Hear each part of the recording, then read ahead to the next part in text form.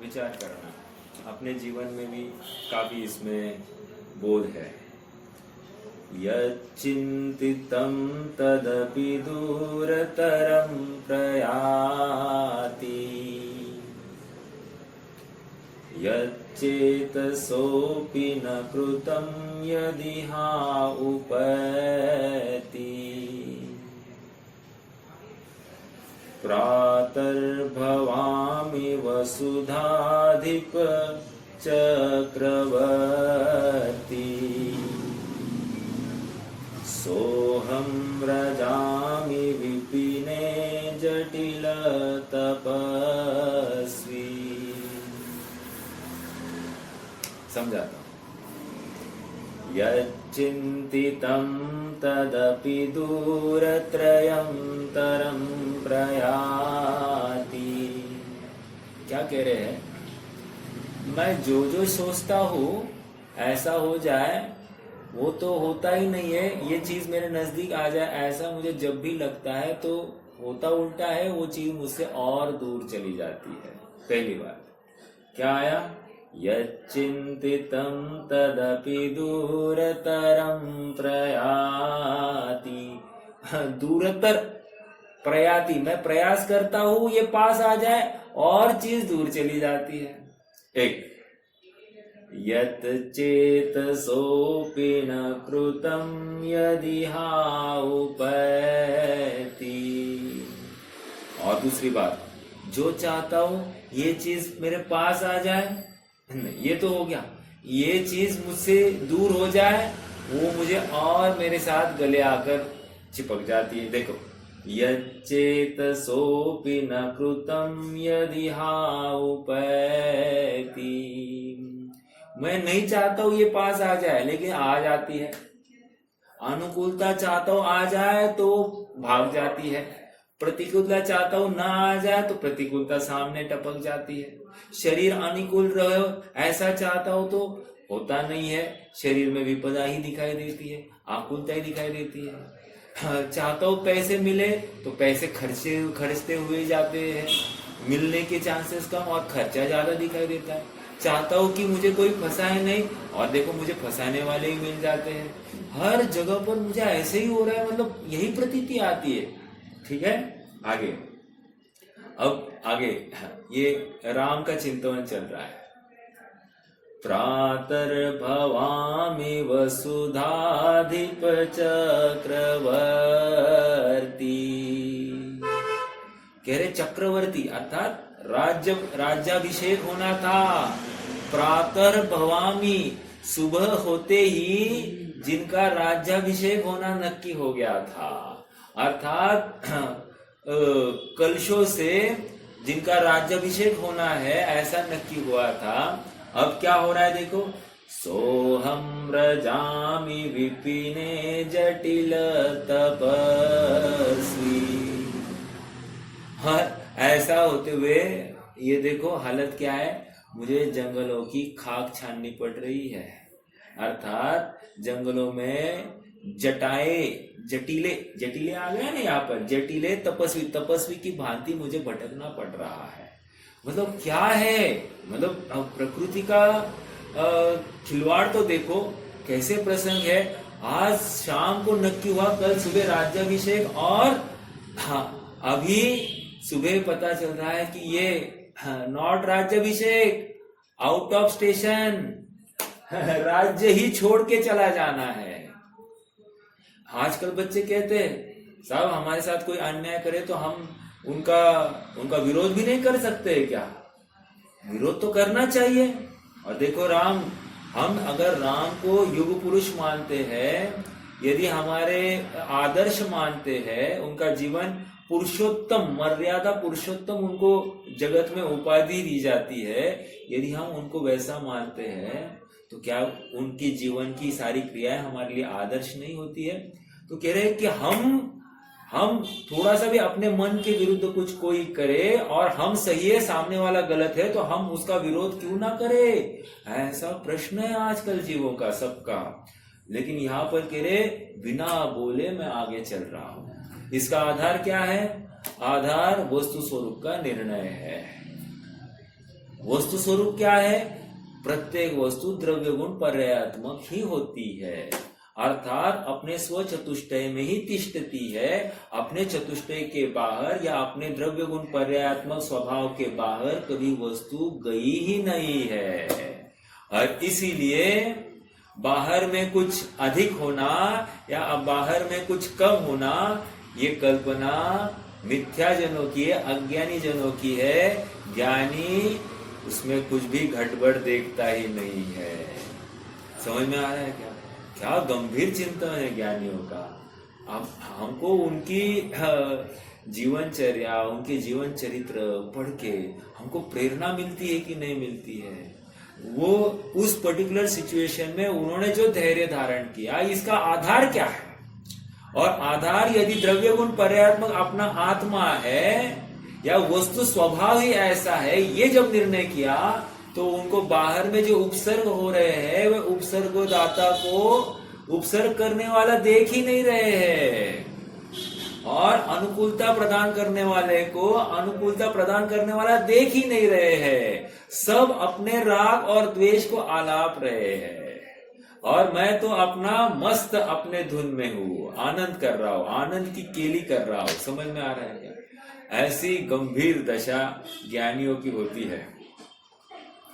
हाँ, आइए अब थोड़ा सा सप्तशिवी गाथा का थोड़ा और भाव बचा है, उसका विचार करेंगे और फिर आगे गाथा की तरफ बढ़ेंगे। आगे बढ़ने से पहले मैंने थोड़ा सा कल संकेत किया था कि आज के लिए होमवर्क ये था। चलो, होमवर्क का ज्ञान किसको है ये मुझे बताइए पहले। मैंने कुछ होमवर्क दिया था, कुछ चिंतन करने के लिए प्रेरणा करी थी। क्या कहा था? कोई बताएगा?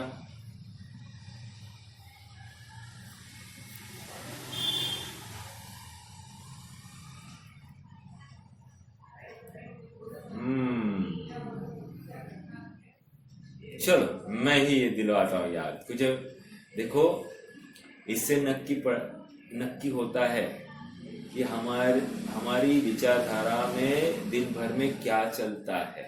समझ में आ रहा है क्या? 101% हम देव दर्शन भी कर रहे होंगे, हम स्वाध्याय भी कर रहे होंगे, हमारी विचारधारा में कर्तृत्व का अहंकार या कर्तृत्व का प्रवाह निरंतर चल रहा है, और यही वो दर्शाता है कि हम भूल रहे हैं। नहीं साहब, हम शिवभूति है। अच्छा, यहाँ पर तुम शिवभूति हो गए, शाबाश। चलो कोई बात नहीं।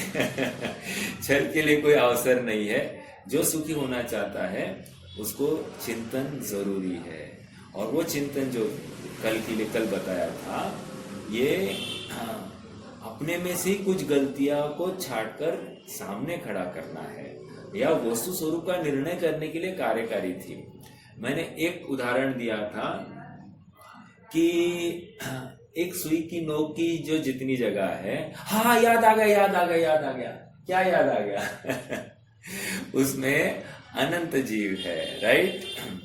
अनंत जीव वहां पर है। अनंत जीव एक समय में जन्म लेते हैं, अनंत जीव एक ही समय में मरण को प्राप्त होते हैं, दोबारा वही अनंत जीव उसी जगह पर जन्म लेते हैं, दोबारा वही अनंत जीव किसी का एक समय में मरण को प्राप्त होते हैं। ओके, एक बात ये हो गई थी। दूसरी बात, उसमें फिर मैंने और एग्जाम्पल खड़ा किया, कहा कि वहां पर अनंत जीव है तो अनंत जीव के कर्म कितने होंगे वहां पर? कह रहे वहां अनंत जीव होंगे तो प्रत्येक जीव के अनंत कर्म वर्गणाएं उसके साथ में जुड़ी होगी, बराबर जुड़ी है। और अनंत जीवों के परिणाम कैसे होंगे साहब? मेरे परिणाम, प्रत्येक जीव का अपना अपना परिणाम स्वतंत्र होता होगा, बराबर। अनंत जीवों का आयु एक सरीकी, अनंत जीवों के परिणाम स्वतंत्र, और ऐसा होते हुए भी सभी जीव एक समय में मरते हैं और सभी जीव उसी जगह पर एक ही समय में जन्म लेते हैं। आश्चर्य की बात लगती नहीं? मतलब क्या? उनके आयु बनने का समय भी सबका एक जैसा, सबकी आयु एक समय में ही बन रही है, एक ही टाइप की बन रही है, लेकिन आश्चर्य, प्रत्येक की स्वतंत्रता से, अपनी अपनी आयु स्वतंत्रता से बंधी गई है। अब ये विचार करने के लिए से क्या लाभ हो रहा है अपने को?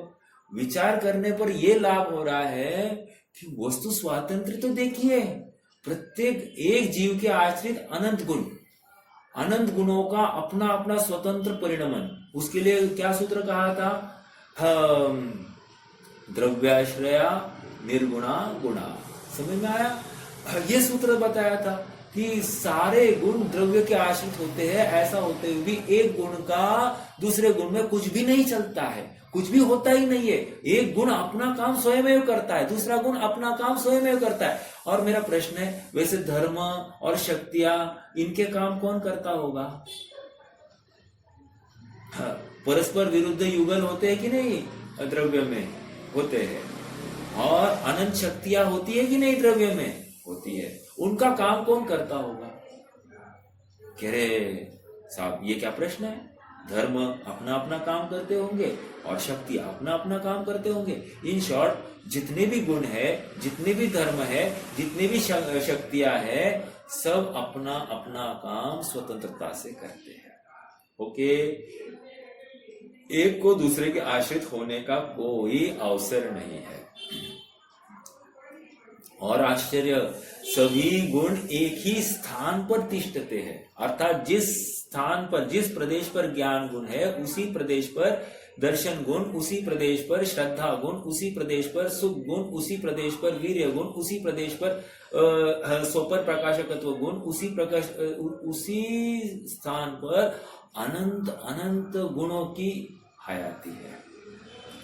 अब जितने प्रदेश है, उन हर एक प्रदेश पर वैसी ही सब व्यवस्था है। और ऐसा होते हुए भी सब स्वतंत्र, ऐसा होते हुए सब अपना काम स्वतंत्रता कर रहे हैं। एक गुण को अपना काम करने के लिए दूसरे गुण के आश्रित रहना नहीं पड़ता है। देखो द्रव्य कितना निर्भर होता होगा। घर में ऐसा होता है ना, बच्चे या अस्ता व्यस्त कर लेते हैं सब व्यवस्थाएं, और माता पिता सब ठीक ठाक करते रहते हैं। अब मान लो घर का हर सदस्य अपना अपना काम ठीक से करे तो किसी के ऊपर बोझा होगा। मान लो मेरे कपड़े मैं धो लूं, हमारी माता जी उनके कपड़े धो ले, श्रेयांश उसके कपड़े धो ले, श्रेयांश की माता उसके कपड़े धो ले, मैं एक हाथ रूम साफ करूं, श्रेयांश एक रूम साफ करे, माता जी एक रूम साफ करे, श्रेयांश की माता एक रूम साफ करे, हम खाना वाना बनाने में एक दूसरे का सहयोग करें, तो हमको पराधीन होने की जरूरत पड़ेगी? नहीं पड़ेगी। समझ में आ रहा है क्या? ये सारी बातें अगर हर एक जीव अपना अपना उत्तरदायित्व पहचान के अगर अपने दायरे में सब काम कर लेता है, तो हमको अन्य किसी पर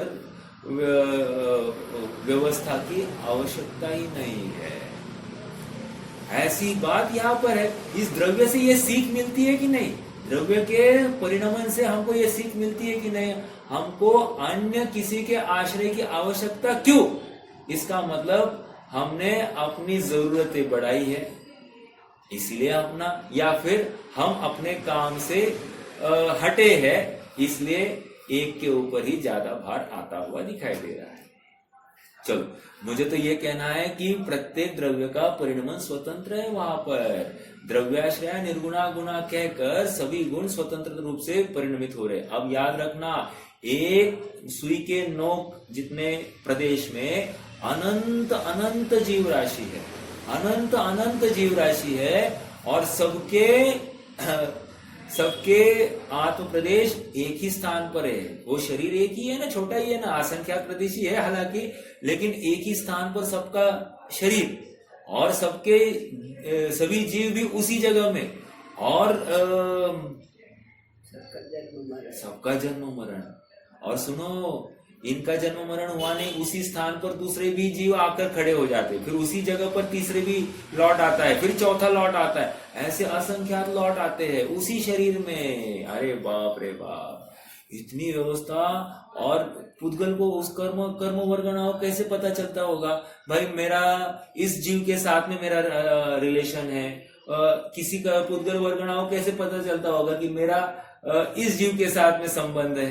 अरे मतलब एक क्षेत्र का संबंध भी उनको कहां से पता चलता होगा। लेकिन देखो कितनी सुव्यवस्थित व्यवस्था है कि प्रत्येक परमाणु परमाणु बराबर जिसके उदय में आना है उसी के उदय में आएगा, दूसरे के उदय में नहीं आएगा। एक क्षेत्र में रहते हैं, एक क्षेत्र में।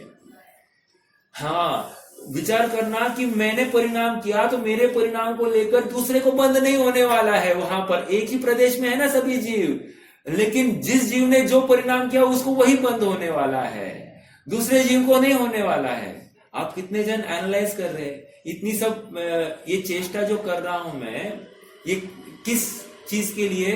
हमारे में से जो भूत चढ़ा है कर्तृत्व का, स्वामित्व का, भोक्तृत्व का, कि मैं पर का कुछ कर सकता हूं या पर मेरा कुछ कर सकता है, ये बात है ही नहीं। क्योंकि प्रत्येक वस्तु द्रव्य गुण पर्यायात्मक है।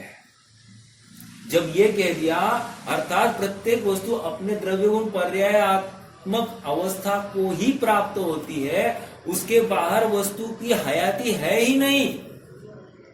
आप ढूंढने जाओ तो वस्तु कुछ भी कर सकती नहीं है, और मैं पर का कुछ कर सकता नहीं, ये कमी नहीं है।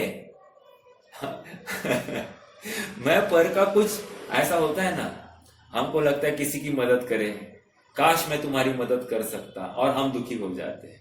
यहां पर कह रहे हैं तू पर का कुछ कर सकता नहीं, इसमें दुखी होने की बात नहीं, इसमें आनंद करने की बात है। अर्थात पर का करने का भार ही मेरे माथे पर नहीं है। नहीं, मुझे आप सबके लिए सब कुछ काम करना पड़ता है तो मैं दुखी हो जाऊं, ऐसी बात है ही नहीं। यहां पर द्रव्य में वो बात मैं कर ही नहीं सकता। जब ये इतनी स्वतंत्रता है वस्तु में, तो क्यों नहीं मानते हैं हम कि मेरा सब कुछ मेरे आश्रित है, पर का सब कुछ पर के आश्रित है।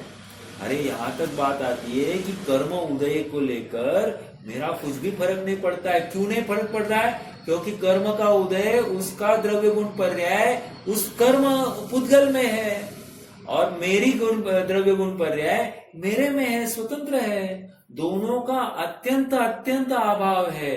तीन काल में दोनों का मिलना संभव नहीं है। ऐसा सहज वस्तु का सामर्थ्य है, वस्तु का स्वभाव है। तो पर से मुझे ये हुआ, पर से मुझे वो हुआ, ये बात आती ही कहां से है? और ज्ञानी इन सब बातों को अच्छी तरह से समझता है। अज्ञानी इन बातों को सुनता भी है, समझता भी है, लेकिन मानता नहीं। हाँ, आप कुछ भी कहो, हमने किए बगैर वो हो ही नहीं सकता। वो फिर से यही मान रहा है, आप कुछ भी कहो। हाँ, घर में जब झगड़ा होता है तो हमको लगता है ना, मैं यहां से हट जाऊं तो देखेंगे यहाँ कैसे कैसे तुम्हारी तकलीफें बढ़ जाएगी। हर जीव को ऐसे ही लगता है, मैं हट जाऊंगा तो यहाँ इनका कैसे होगा। और सचमुच आप विचार करना, जितने भी जीव रोते हैं ना, बस उनका सामने वाले व्यक्ति के हयाती में जो कार्य, मनवांछित कार्य हो रहे थे, अनुकूलता बन रही थी, वह अनुकूलता हट गई, इसलिए वे दुखी है। वो व्यक्ति गया है इसलिए वे दुखी नहीं है, वो अनुकूलताओं से मुकरना पड़ा है। उस निमित्त से इनको अनुकूलता मिलती थी, बस वो अनुकूलता से मुकरना पड़ा, इसलिए वो दुख है। नहीं तो कोई दुख नहीं है, किसी को किसी का दुख नहीं।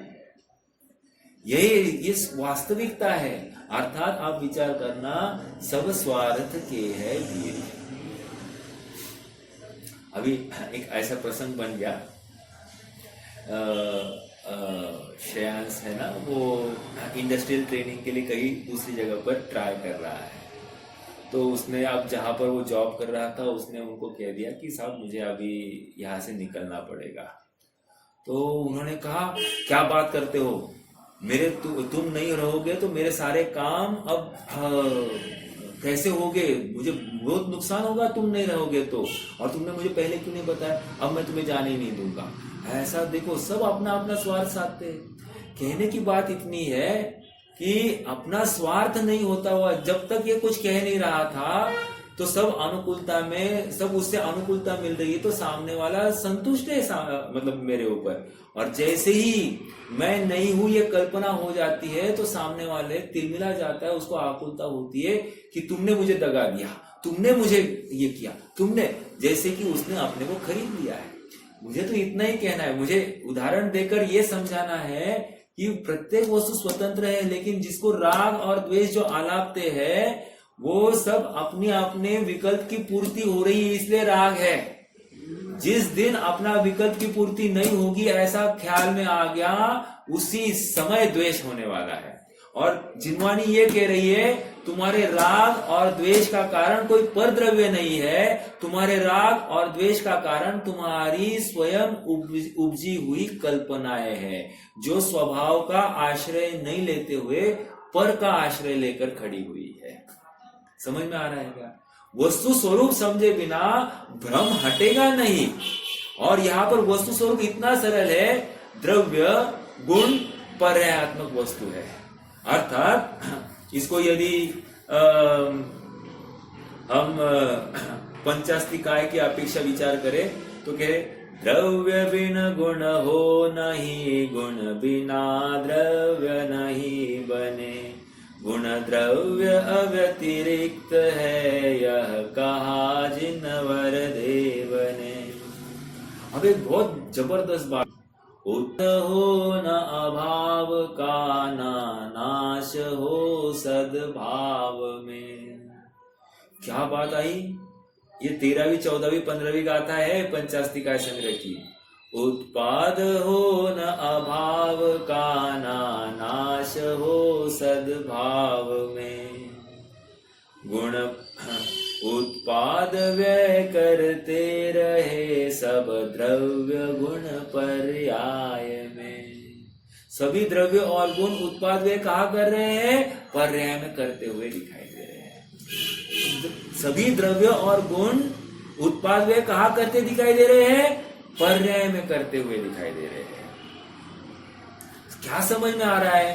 अर्थात वो वस्तु ही पूरी कूटस्थ है, उस वस्तु में ना बाहर का किसी का प्रवेश अलाउड है, ना उस वस्तु को बाहर जाने के लिए अलाउड है। समझ में आ रहा है क्या? अर्थात किसी और का करने का भार ही नहीं है। साहब आप ऐसा कह रहे हो तो फिर कोई किसी की मदद करेगा ही नहीं, सब स्वार्थी हो जाएंगे। नहीं, ये तत्व ज्ञान होने पर उल्टा सभी बिना कर्तृत्व का बोझा लिए एक दूसरे के लिए अनुकूल होते हुए दिखाई देंगे। किसी को कोई कषाय नहीं सताएगी, किसी को द्वेष नहीं सताएगा, किसी को क्रोध नहीं सताएगा, किसी को मान नहीं सताएगा पर के कर्तृत्व का। स्वयं होते हुए कार्य को मैं निमित्त रूप से यहाँ पर हाजिर हूँ, ऐसा मानेगा। समझ में आ रहा है क्या? हाँ, ये बहुत जबरदस्त तत्व ज्ञान है। देखो अज्ञानी की विचारधारा क्या होती है बताओ आपको। अज्ञानी ये विचार करता है, भले ही घर वाले अपनी लाख उपेक्षा करें, घर वालों को ही सारी प्रॉपर्टी हमको देकर जाना है, लेकिन अज्ञानी और अपने घर वाले पात्र नहीं है। अर्थात जैनी नहीं, इन शॉर्ट तो जैनी नहीं, अजैन जैसी वर्ताव है, फिर भी तारीफ तो करेगा जैनी बच्चे की। जो अनुकूल बच्चा है, मतलब अच्छा धर्म अनुकूल बच्चा है, उसकी तो तारीफ करेगा, लेकिन प्रॉपर्टी तो नालायक घर वालों को ही देकर जाएगा। क्यों?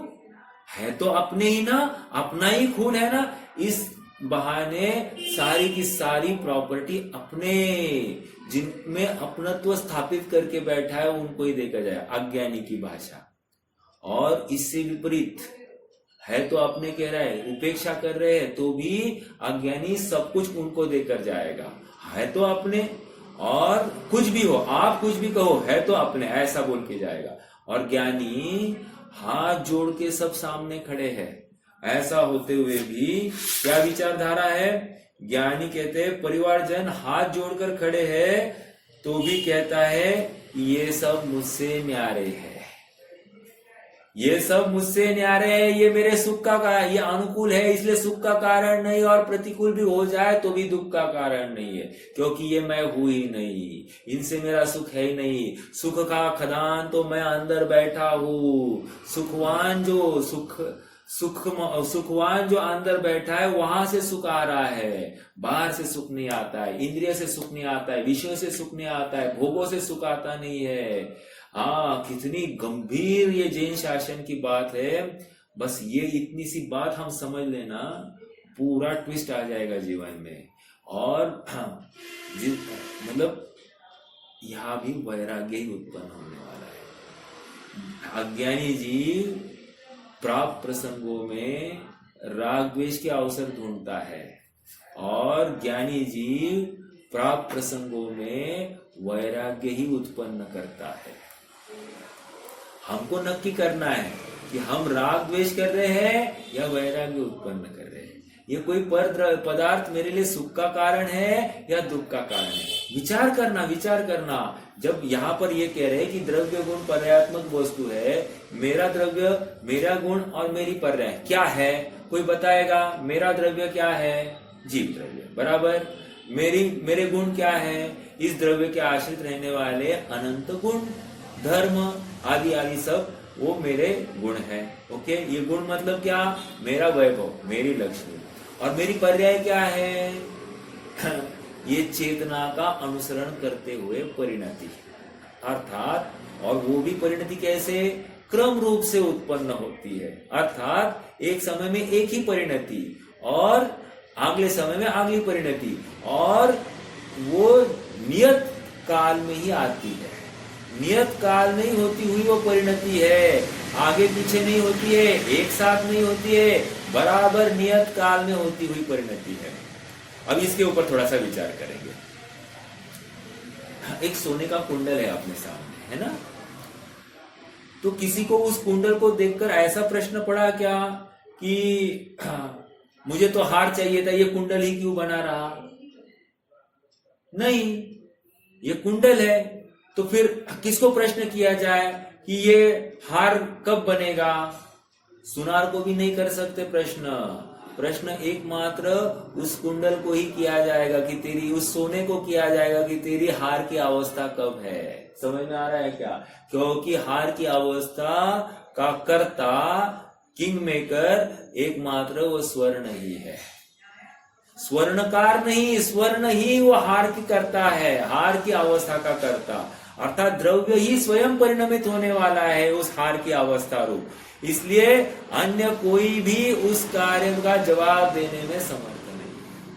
सब क्या कहते हो? हम ऑर्डर देकर आते हैं और हमको अगले दिन हार मिलता है, हम ऑर्डर देकर आते हैं हमको अगले दिन घड़ा मिलता है, हम ऑर्डर देकर, तो हमने ऑर्डर दिए बिना हुआ ही नहीं ना, उसने किए बिना हुआ ही नहीं ना। तुम भ्रम में मत रहो। हम यहाँ पर कह रहे हैं वस्तु स्वरूप ऐसा है कि वस्तु अपने द्रव्य गुण पर्याय को छोड़ती ही नहीं है, अपने स्वभाव को वो प्राप्त ही होती है, स्वभाव के बाहर कभी वो भटकती ही नहीं है।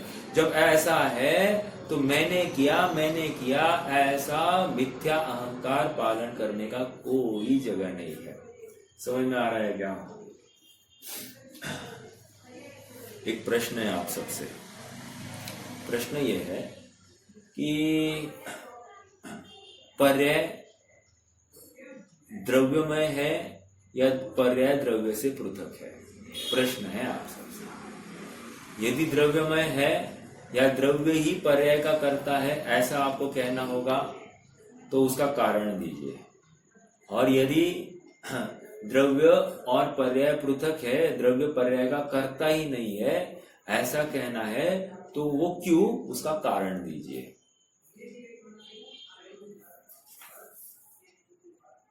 प्रश्न समझ में आया?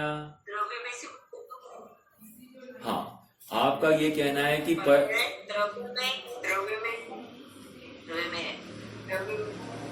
में से उत्पन्न हुई है इसलिए द्रव्यमय है, और संज्ञा लक्षण प्रयोजन की अपेक्षा से द्रव्य से भिन्न है। संज्ञा लक्षण की अपेक्षा से भिन्न है, ठीक है। ये क्या आंसर कितने जनों को समझ में आया? पहला आंसर तो ये हुआ जैसे समुद्र की लहर आई है, तो समुद्र की लहर कहाँ से आई है? समुद्र में से आई है। और कहाँ गई है? समुद्र में गई है। वैसे ही पर्याय कहाँ से आई है? आत्मद्रव्य से आई है। पर्याय कहाँ चली गई है? आत्मद्रव्य में गई है। समझ में आया? ये कौन से नए से है? नए नए बताइए अभी।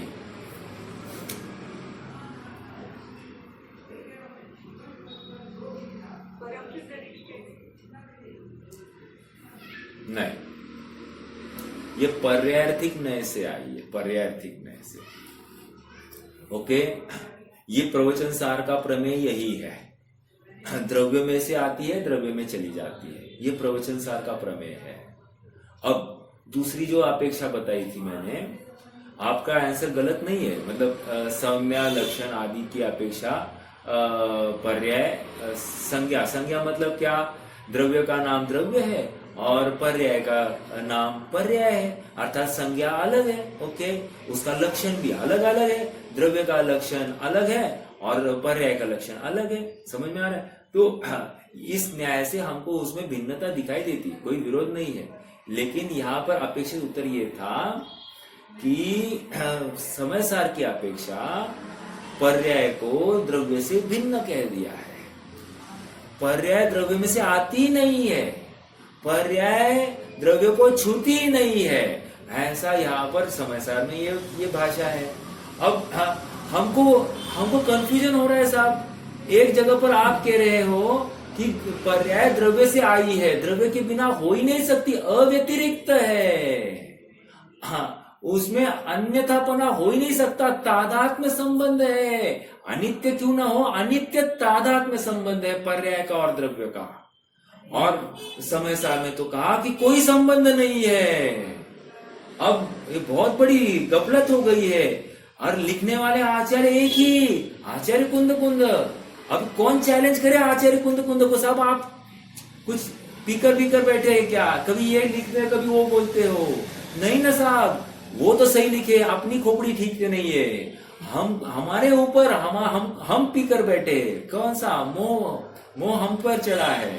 चलो, पहला कथन क्यों कहा था? पहला कथन मतलब कि द्रव्य ही पर्याय का करता है, द्रव्य में से पर्याय आती है और द्रव्य में ही पर्याय चली जाती है। ये कथन क्यों किया? इसलिए किया क्योंकि हम सारे जगत से तुम्हारी दृष्टि हटाना चाहते थे। तुम अपने आत्मा को ढूंढने के लिए पूरे जगत में भटक रहे थे। हमने सारे जगत को कैंसिल कर दिया और तुम्हें डायरेक्ट अपने आत्मा पर लेके आए। नॉट इवन शरीर से भी तू भिन्न है, ये भी हमने इतने बस ये द्रव्य ही उस पर्याय का करता है, ऐसा कहकर हमने नक्की कर दिया। और सुन, और एक बात की हमने, जिम्मेदारी सब तेरे माथे डाली है। अर्थात तू अच्छा करेगा, तू शुभ करेगा तो शुभ का फल पाएगा, अशुभ करेगा तो अशुभ का फल पाएगा, और शुद्ध करेगा तो शुद्ध का फल पाएगा। अर्थात जो कुछ करेगा वो तुझे ही मिलेगा, अन्य किसी को नहीं मिल सकता। अर्थात जो कुछ करेगा उसका भोग भी तू ही करने वाला है, अन्य कोई करने वाला नहीं है। ऐसा सहज वस्तु व्यवस्था का निर्णय कराने के लिए हमने ये कह दिया कि तुझ्या जीवनाचा शिल्पकार है। तो ये सही था ना? तो दूसरी स्टेटमेंट क्यों किया आपने साहब? हमको कंफ्यूजन हो रहा है ना? नहीं, कंफ्यूजन नहीं हो कर रहे, हम तुझे बिल्कुल कंफ्यूजन नहीं कर रहे। वो दूसरा जो स्टेटमेंट था क्या, वो पर्याय स्वयं स्वतंत्र रूप से अपने षटकारकीय व्यवस्था से उत्पन्न हुई है। वो पर्याय को द्रव्य ने उत्पन्न ही नहीं किया है, ऐसा हम जब कह रहे हैं। इसका मतलब क्या है मालूम है क्या? इसका मतलब इतना ही है कि पर्याय का षटकारकीय व्यवस्था, कर्ता, कर्म, करण, संप्रदान, अपादान, अधिकरण, सब कुछ वो पर्याय ही है, द्रव्य है ही नहीं। मतलब क्या साहब? हाँ, पर्याय का कोई आधार ही नहीं रहता है क्या? अरे तू नए विभाग से अनभिज्ञ है। हम द्रव्यार्थिक नए से ये कह रहे हैं कि द्रव्य में से पर्याय आती नहीं, द्रव्य अलग और पर्याय अलग है। ये हमारा कथन द्रव्यार्थिक नए से है। इतना भिन्नपना है। लेकिन वो कथन क्यों किया था आपने? कथन इसलिए किया था कि अब तुझे हमने जब ये कह दिया कि तू तुझा जीवनाचा शिल्पकार, तो तुझे लगा कि मैं इस पर्याय का कर्ता मैं ही हूं। फिर हमने तेरा वो पर्याय, फिर ऐसा लगने के बाद में तुझे लगा कि सम्यक दर्शन की पर्याय का भी कर्ता मैं ही बनूंगा। तो फिर तूने क्या किया, मुझे सम्यक दर्शन हो जाए, मुझे सम्यक दर्शन हो जाए, मुझे सम्यक दर्शन हो जाए, ऐसा माला जपने लग गया। तो माला जपने लग गया तो अच्छी बात की ना? नहीं ना, अच्छी बात नहीं की। तूने पर्याय की स्वीकृति क्यों की? तुझे तो द्रव्य की स्वीकृति करनी थी। तू पर्याय में क्यों अटक के बैठा? पर्याय तो एक समय की है और तू तो त्रिकाल वैसे का वैसा है। तुझे दृष्टि त्रिकाल की करने के लिए कहा था। तो तेरा वो माथे का भार हटाना था, तेरी भ्रांति हटानी थी कि तू उस पर्याय का भी करता है। इसलिए कह दिया कि तू पर्याय का भी करता नहीं है। कब कहा? जब तूने ये नक्की किया कि तू पर्याय द्रव्य गुण पर्यात्मक वस्तु है, ऐसा नक्की करने के बाद में इस बात को समझना कि तेरे माथे का भार हटाने के लिए हमने पर्याय का कर्ता द्रव्य नहीं है ये कहा है। इसलिए प्रवचन सार के विषय को समझे बिना समय सार को कोई पढ़ेगा तो उसको भ्रम होने वाला है। हालांकि आचार्य देव ने स्टार्टिंग में डिस्क्लेमर दिया है।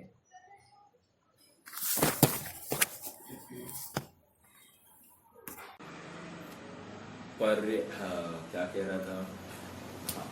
मैं ये कह रहा था प्रवचन समय सार में स्टार्टिंग में डिस्क्लेमर दिया है। डिस्क्लेमर दिया है? हमने तो नहीं पढ़ा डिस्क्लेमर। तो पढ़ो ना। दूसरी और तीसरी गाथा क्या है?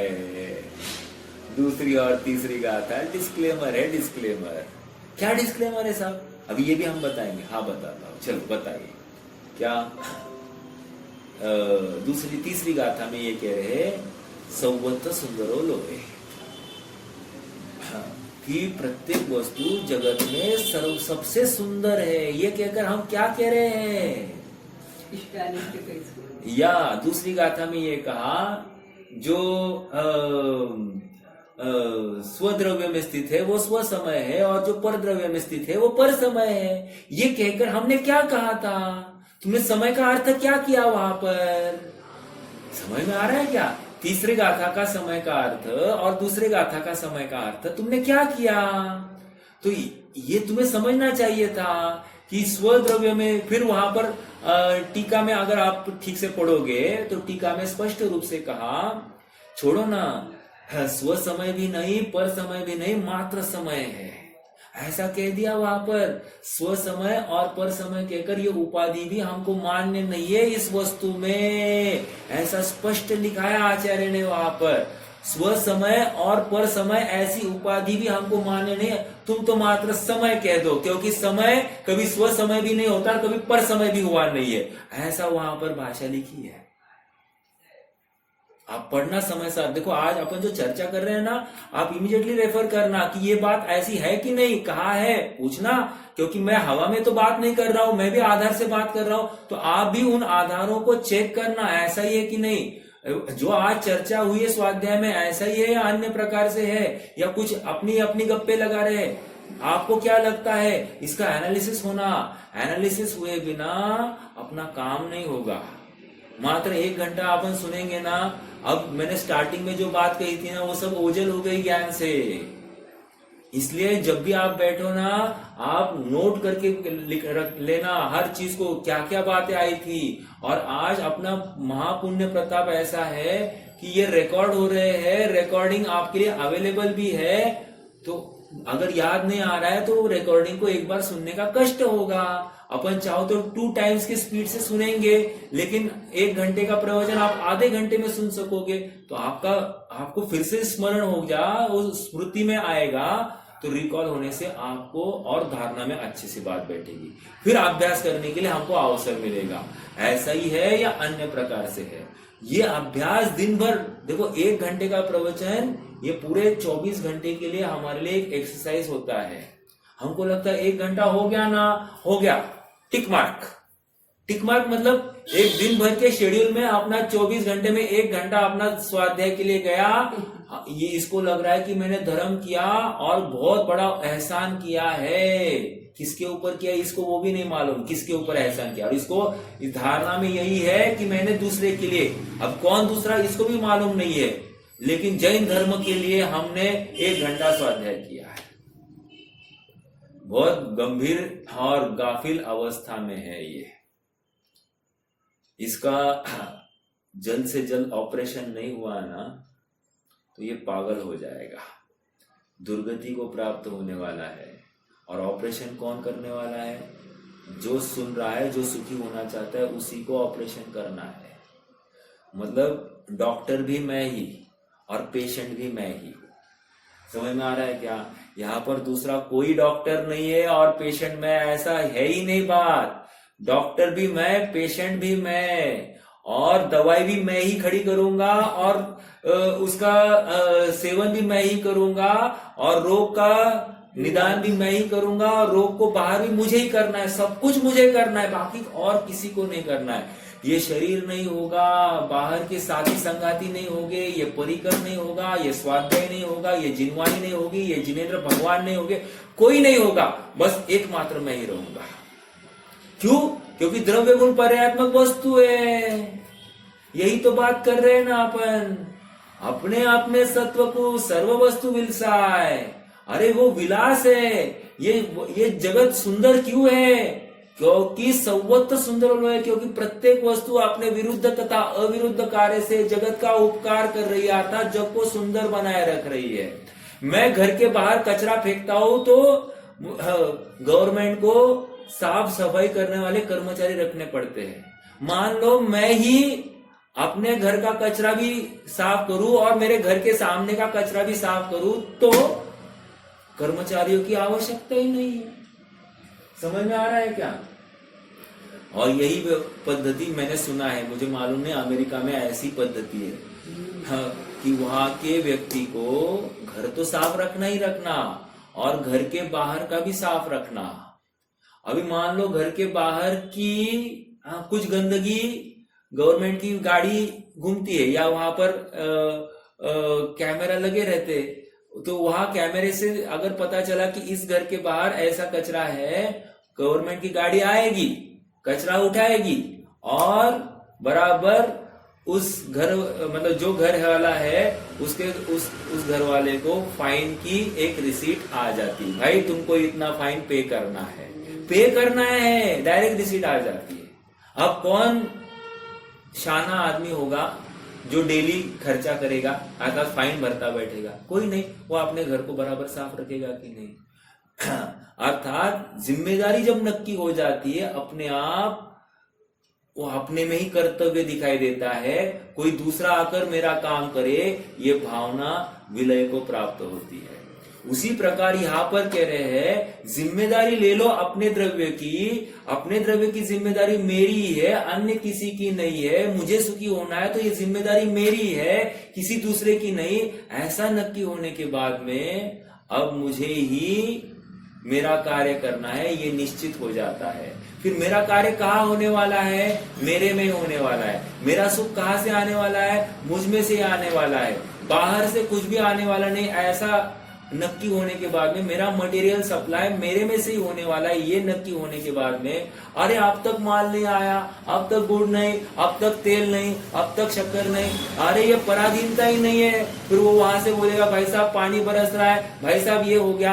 अरे कुछ नहीं, सब एकदम व्यवस्थित है, क्योंकि यहाँ पर डिपेंडेंसी जीरो है, निर्भरता है, निश्चिंतता है। समझ में आ रहा है क्या? किसी को माल ढोना नहीं, किसी को माल उठाना नहीं है, एकदम निश्चिंतता है। द्रव्य गुण पर्याय को समझने का लाभ देख रहे हैं आप? हाँ, आचार्य देव ने हमको निर्भर किया है। आचार्य देव के प्रति हमको अहोभाव, उनके प्रति धन्यवाद आना ही चाहिए, जिसने हमको अपना स्वरूप, अपनी निधि अपने में है ये दिखाया। हमको कुछ भी नहीं लगता है क्या? डेली हम कहते निज निधि आप निज में दिखाई और भाग जाते। अरे निज निधि निज में दिखाई तो देखना निधि को, ये समझ में आ रहा है क्या? डेली हम क्या कहते? निज निधि निज में बताई, और तान देते जोरदार। यह अनंत उपकार है, इसके लिए जिनवाणी माँ को वंदना शत बार है। अरे सचमुच शत बार वंदना रखी क्या? अरे आओ भाव माना कि नहीं? माना तो शाबाश, नहीं माना तो करो, अभी तो विचार करो। हाँ, मात्र कोरे कहने के लिए नहीं है ये बात, बहुत गंभीर बात। देखो ये इतना भी हम कह रहे हैं ना, निज निधि निज में दिखाई, और हमने निज निधि अपने में नहीं देखी, तो हमने जिनवाणी जिन वचनों का अवर्णवाद किया है। और जिनवाणी जिन वचनों का अवर्णवाद का फल क्या है मालूम है? अवर्णवाद का फल क्या है? कौन बताएगा मुझे फटाफट? तत्वार सूत्र 6वां अध्याय 7वां अध्याय। दर्शन मोह का वेरी गुड, दर्शन मोह का बंध है। आहा, जबरदस्त। क्या कह रहे हैं? अवर्णवाद, जिनवाणी का अवर्णवाद है। हाँ, कहना ये मायाचारी नहीं क्या? ये साक्षात मायाचारी है अपने में। अब ये हमको पकड़ में नहीं आ रही है। देखो कोई कहने वाला मिले तो हाँ हाँ हाँ बराबर, आप बराबर कह रहे थे, आप बराबर नहीं, ये मुझे अब भाषित हुआ तो अब मैं निकाल के फेंक डालू, और कुछ नहीं। किसी को आप थैंक यू भी मत बोलो, बस जैसे ही पता चला कि यहां पर तकलीफ है आप हटा दो उसको। देखो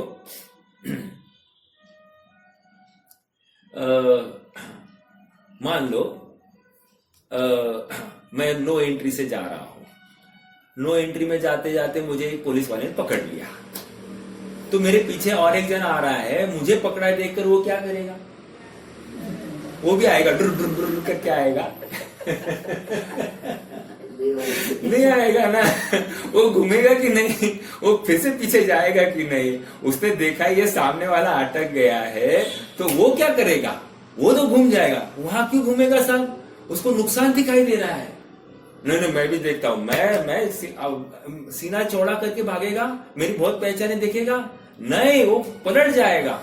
अब यहां पर भी कोई आश्रय को प्राप्त हुआ है, द्रव्य गुण पर्याय अपने द्रव्य गुण पर्याय अपने में है, बाहर की द्रव्य गुण पर्याय मुझरूप होती नहीं है, ऐसा नक्की करने के बाद में बाहर से कुछ सुख नहीं है, दुख नहीं है, और अगर मैं बाहर से सुख दुख की कल्पना करूंगा तो वो शुभ भाव होगा, वो मिथ्यात्व होगा, और इस मिथ्यात्व का फल संसार में परिभ्रमण है। ऐसा नक्की होने के बाद में दूसरे को देख लिया ना वो भटक भटक रहा है, तो मैं क्या करूंगा?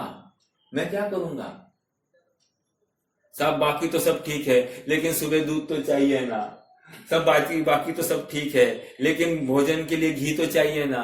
बाकी सब ठीक है साहब, लेकिन भोजन भी नहीं करना क्या, खाना भी नहीं क्या, ये भी नहीं क्या, वो भी। अरे सब ठीक है ना, लेकिन इतना सब करते हुए तुम आज तक आत्मानुभव के लिए कुछ प्रयास नहीं कर रहे हो। इतना सब होने के बावजूद भी तुमने तत्व निर्णय नहीं किया, मैं कौन हूं। इतना सब होने के बावजूद भी अपनी वस्तु अपने में है, मेरा सुख अपने में, ये तुमने निर्णय नहीं ना किया, तो हम कैसे माने कि वो तो ठीक है? अब हम कहेंगे ये मत खाओ लेकिन ये करो। समझ में आ रहा है क्या? बाकी सब व्यवस्थाएं बंद करो लेकिन तत्व निर्णय करो। चाहे मरण हो जाए तो भी चलेगा, लेकिन तत्व निर्णय करना। और डरो मत, तुम मरण को प्राप्त नहीं होने वाले, डरो मत। ये समझ में आ रहा है? गंभीर गंभीर बात आ गई। मतलब मुझे लगता है कि ये चिंतन खड़ा होना चाहिए। और आपको लगता होगा कि मैं आप सबके लिए देता हूं। नहीं नहीं नहीं, मैं जब भी मंगलाचरण करता हूं, मैं यही भावना करता हूं, ये प्रवचन, ये स्वाध्याय, ये मेरे लिए है। आप भी जब मंगलाचरण चालू होगा उस समय में ये भावना पाना कि ये प्रवचन मेरे लिए है। मतलब किसी को ऐसा नहीं लगना, किसी को निमित्त बनाकर उसी को पॉइंट आउट करके उसके बारे में ये बात चल रही। नो, हर जीव को लगना चाहिए ये बात मेरे लिए है। क्यों? क्योंकि सुखी मुझे होना है, दूसरे के लिए नहीं है। और आपको एक घटना सुनाता हूं। वैसे 2-3 घटनाएं। एक घटना ऐसी हुई कि एक महिला थी, वो कैंसर से ग्रसित थी, और वो किसी प्रवचनकार के प्रवचन में जाती थी। तो होता ऐसा था कि उसको प्रवचनकार के सब बोल ऐसा लगता था कि उसको लगता था कि ये मुझे ही उद्देश्य से, मेरे ही उद्देश्य से सारा प्रवचन कर रहे हैं। उसको क्या लगता था, मेरे ही उद्देश्य से वो सारा प्रवचन कह रहे हैं, इसलिए वो दुखी हो जाती थी। समझ में आ रहा है क्या? अर्थात जीव कहाँ मिथ्या तो पालन करता है, आप जरा पकड़ना इस बात को। और कदाचित उसकी निमित्त से निकला होगा, तो अच्छा है या बुरा है? अच्छा है ना, क्योंकि देखो, सुनना भगवान की वाणी खिरती है ना समोशरण में, तो हर जीव को लगता है ये मेरे पास देख रहे हैं और मुझे ही बता रहे हैं। अभी हमको अगर ये सत्यार्थ पता होता कि भगवान मुझे कह रहे हैं, ऐसा हर जीव को लगता है, तो यहां पर तुम्हें ऐसा क्यों लग रहा है कि मेरे लिए यही बता रहे, दूसरों के लिए नहीं बता रहे? अरे जब तुम्हें ऐसा लगेगा कि आप मुझे ही बोलते हो, दूसरे को नहीं बोलते, मुझे ही बोलते हो, दूसरे को नहीं बोलते हो, इसका मतलब तुम सुखी होना नहीं चाहते हो, तुम्हें बदलना नहीं है, ये फिक्स है बात। बहुत गंभीर है ये जिन शासन। मतलब विचार करना, कितनी जगह पर हम अटके हैं और उस अटकाव हमने ही लगाया है, और उसका अटकाव छोड़ना भी हमारे हाथ में है। जैसे वो बंदर है ना, बंदर ने हाथ तो डाल दिया है मटके के अंदर, और वो कह रहा है कि मटके ने मेरा हाथ पकड़ा है, मटके ने मेरा हाथ पकड़ा है। पकड़ा किसने है? अरे उसने ही अंदर का जो चीज है, क्या है वो अंदर बेर थे मेरे ख्याल से, जो कुछ होगा, ये मिठाई होगी, जो कुछ लगाओ ना, कुछ भी लगाओ, अपने इसमें भी मिठाई होगी, वो मिठाई खाने के लिए उसने हाथ डाला है, और अब उसका हाथ अटक गया है उस हंडी में, घड़े में उसका हाथ अटक गया है। अब बाहर क्यों नहीं आ रहा है? प्रश्न है मेरा आप सबसे, बाहर क्यों नहीं आ रहा है उसका हाथ? ज्यादा हाथ तो बाहर नहीं आती। बात यह है, जब तक वो मिठाई को नहीं छोड़ेगा तब तक हाथ बाहर नहीं आएगा। उसी प्रकार इस जीव ने परद्रव्यों को पकड़ के रखा है, और अभी बोल रहा है कि मुझे सुख होना है, मुझे सुख होना है। कैसे होगा? अरे जब तक परद्रव्य को छोड़ेगा नहीं, तब तक इसको सुख होगा नहीं। कितनी सरल भाषा में ये बात आ रही है। बहुत डिफिकल्ट नहीं है, बहुत रॉकेट साइंस नहीं है। मेरा द्रव्य गुण पर्याय मेरे में है। मेरा द्रव्य क्या? मेरा जीव द्रव्य बाबा। ओके, मेरे गुण क्या? ज्ञान दर्शन आदि अनंत अनंत अनंत गुण का समूह। ओके, और मेरी पर्याय क्या? ये द्रव्य ही उस अवस्था रूप जो प्राप्त हो गया है, चैतन्य के परिणति को लेकर वो प्राप्त हो गया है, यही मेरी पर्याय है। और एक समय की एक पर्याय है, अगले समय में ढूंढने जाओगे तो वो मिलेगी नहीं है। इसलिए उस पर्याय की दृष्टि करने में अपराध ये है, तकलीफ ये है, क्योंकि वो एक समय की वो स्वयं में अगले समय में नाश को प्राप्त होने वाली है। इसलिए उसका पीछा करने से कुछ भी नहीं मिलने वाला है। जो अस्थाई है उसका आश्रय किसके लिए, कैसे लिया जा सकता है? हाँ, लेकिन अस्थाई अवस्था में ही स्थायित्व को ढूंढा जा सकता है। यदि स्थायित्व देखोगे तो काम होगा, यदि अस्थायित्व ही ढूंढोगे तो अस्थायित्व ही प्राप्त होगा, अर्थात संसार में भटकना पड़ेगा। अपन कहाँ अटके हैं, इसका एनालिसिस हमको इन दिए हुए चिन्हों के माध्यम से, संकेतों के माध्यम से करना है। और हमारे में से जो गलतियां है वो हमको ही उखाड़ फेंकनी है। कोई हमको कहे भाई तुमने यहाँ पर मिथ्यात्व अंगीकार किया, नहीं ऐसा जैन मार्ग ऐसा नहीं हो सकता है, तो तकलीफ ये है कि तुम्हारी कषाय अगर तीव्र होगी तो तुम्हारा तो बुरा करोगे ही करोगे, सामने वाले का भी बुरा कर बैठोगे। इसलिए अच्छाई इसी में है कि तुम निरंतर अपनी गलतियों को ढूंढते रहना, अपने गलतियों का ही निरंतर क्या कहते हो, बीनने की कोशिश करना। बीनने की कोशिश करना मतलब क्या? गेहूं लाए बाजार से, गेहूं लाए बाजार से, तो क्या करते हैं अपन गेहूं लाने के बाद में? सबसे पहले पत्थर, कंकड़ और गेहूं को अलग अलग किया जाता है। उसी प्रकार अपने वर्तमान पर्याय में क्या कमी है, इस कमी को बाहर करो। बाहर करो मतलब पहले ढूंढ कर निकालो ये कमी है, और उसके बाद में उसको हटाने का प्रयास करो। हाँ, और ये किसके आश्रय से होगा? ये वस्तु स्वभाव के आश्रय से होगा।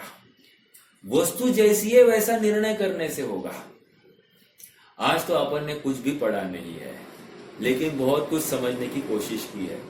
आइए हम एक 2-5 मिनट है, कुछ पढ़ेंगे और फिर आज के लिए रुक जाएंगे।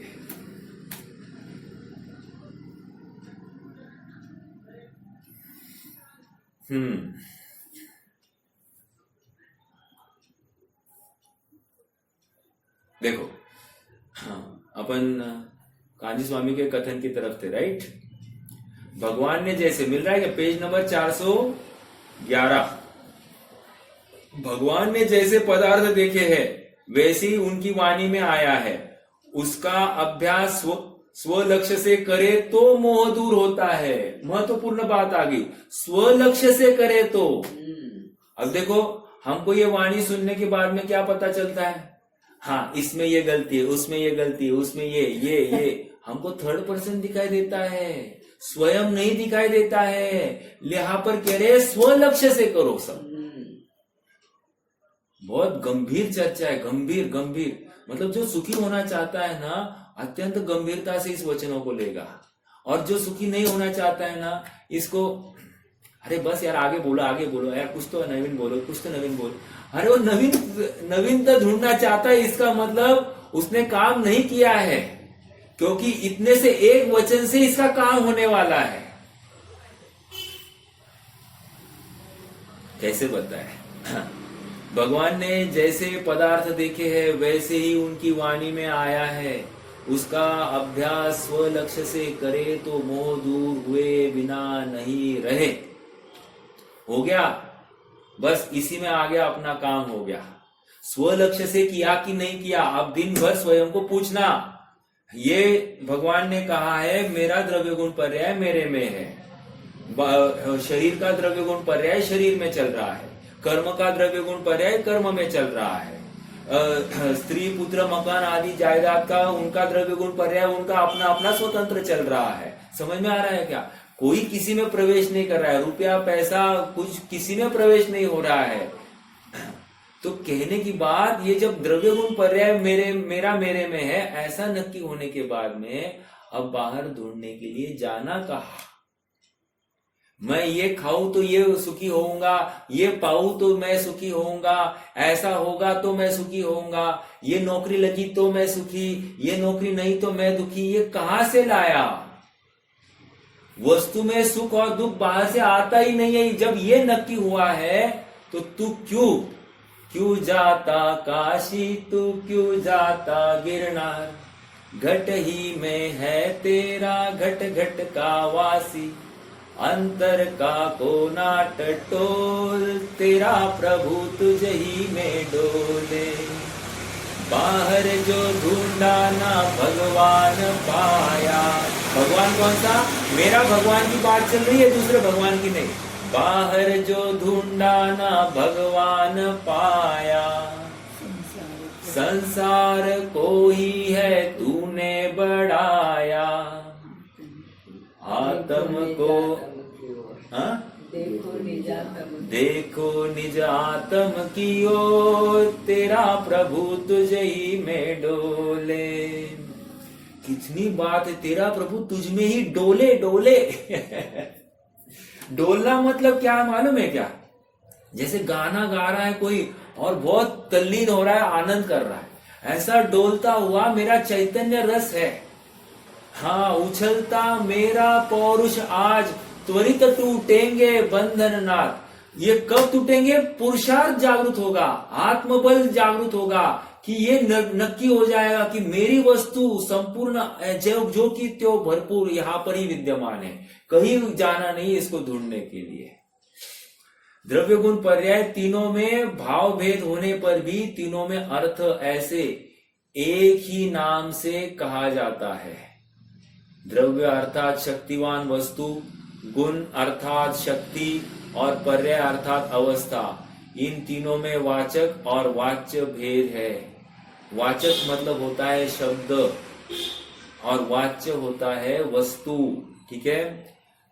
किंतु तीनों का स्वरूप अभेद गिनकर समझकर यदि एक नाम लिया जाए तो तीनों को अर्थ कहा जाता है।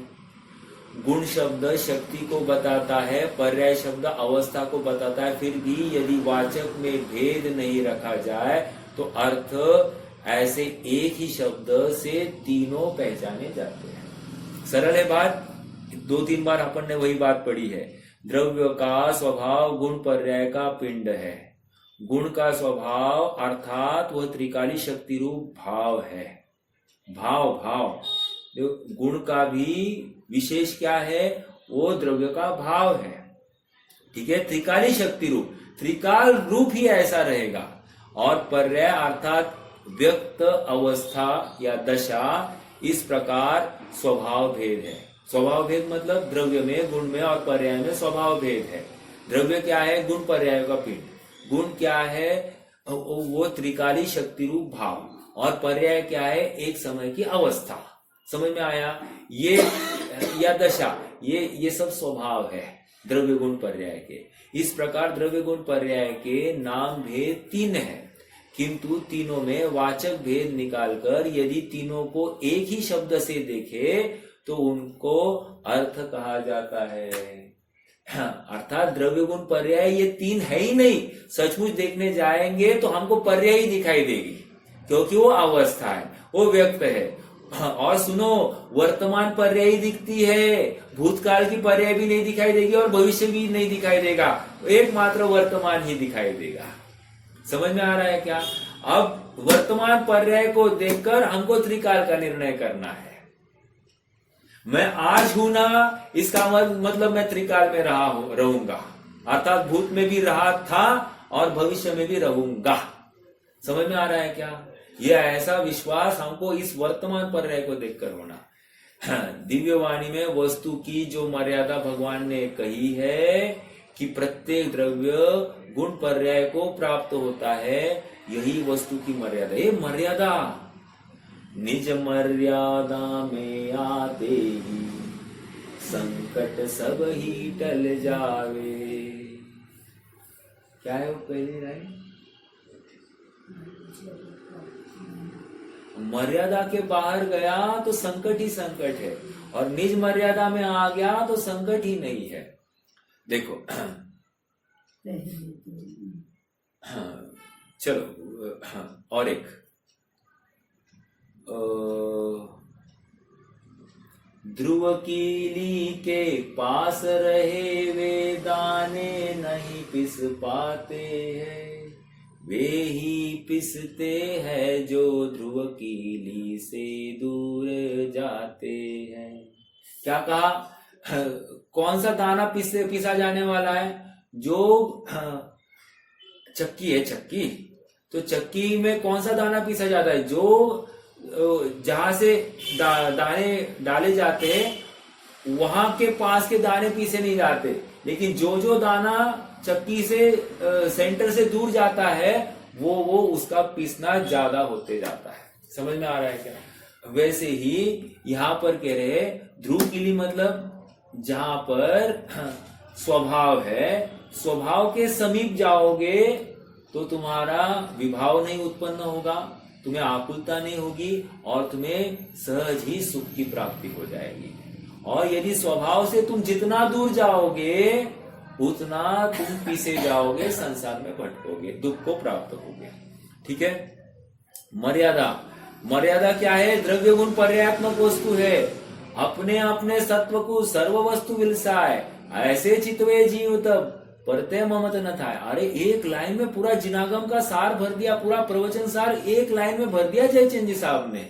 अपने अपने सत्व को सर्व वस्तु विलसाए, ऐसे चितवे जीव तब परतय ममत न थाय। मैं ही अपने द्रव्य गुण पर्याय को प्राप्त हुआ हूँ, मेरे में कोई पर का प्रवेश नहीं है, मेरा पर में प्रवेश नहीं है। पर मुझे सुखी करने में समर्थ नहीं, पर मुझे दुखी करने में समर्थ नहीं, पर मुझे मारने में समर्थ नहीं, पर मुझे जीवन देने में समर्थ नहीं। अरे हर प्रकार से लगाओ, मैं किसी पर को जीवन देने में समर्थ नहीं, मैं किसी को मारने में समर्थ नहीं। लगाओ तो सही, यही तो वस्तु स्वरूप है। ऐसा समझने के बाद में मेरा बाहर में कुछ चलता ही नहीं, मेरी मर्यादा, मेरी बाउंड्री यही तक है, इस बाउंड्री के बाहर मैं जा ही नहीं सकता, बाउंड्री के अंदर कोई आ ही नहीं सकता, तो मैं बाहर से सुख होने की कल्पना और मेरे से कोई दूसरा सुखी या दुखी होने की कल्पना कहाँ कर बैठा हूं। और यही मिथ्यात्व, यही मोह है और इसी का अभाव करना है। समझ में आ रहा है क्या? यह अर्थ शब्द का आशय शब्दार्थ नहीं, अपितु यहाँ द्रव्य गुण पर्याय तीनों को अर्थ कहते हैं। गुण पर्याय द्रव्य को प्राप्त करते हैं, इसलिए अर्थ है। आत्मा, परमाणु आदि जितने भी पदार्थ है, अंडरलाइन दिस, महत्वपूर्ण लाइन, आत्मा, परमाणु आदि जितने भी पदार्थ है वे अपने ही गुण पर्याय को पहुंचते हैं, पर्याय द्रव्य से प्राप्त होती है। ठीक है, चलिए आज के लिए रुकते हैं। कोई चिंतन या कोई प्रश्न होगा तो बिल्कुल रख सकते हैं, नहीं तो जिनवानी स्तुति।